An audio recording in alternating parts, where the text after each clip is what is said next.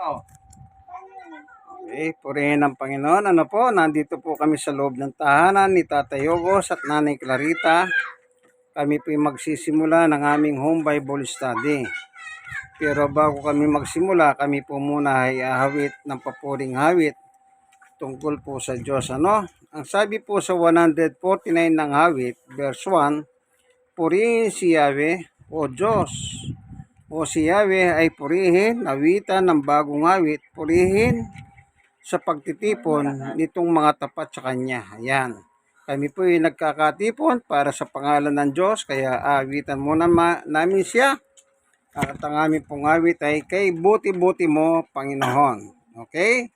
1, 2, 3. Kay buti-buti mo, Panginoon. lahat ng oras, sa bawat kalan, ika'y naging tapat kung magmahal. Iyong kaway pawalang hanggan.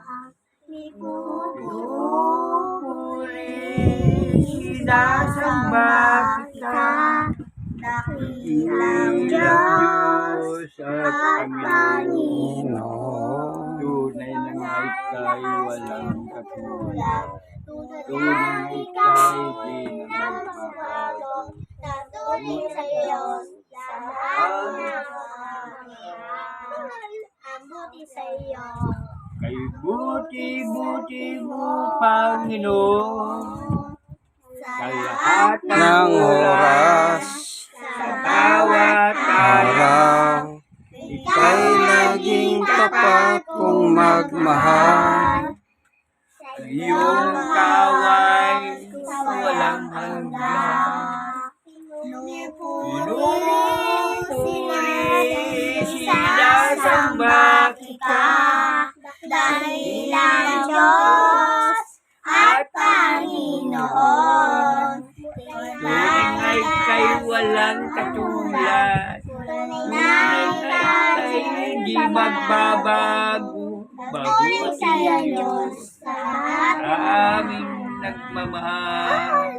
Patuloy ng Diyos. Mabuting Diyos sa aming nagmamahal. Purihin ka, Panginoon Diyos. Minsan pa, aming Diyos na makapangyarihan sa lahat. Samahan mo po kami ng aming pag-aaral ng iyong salita. Sapagkat ang iyong salita, O Diyos, ay napakahalaga sa buhay ng tao.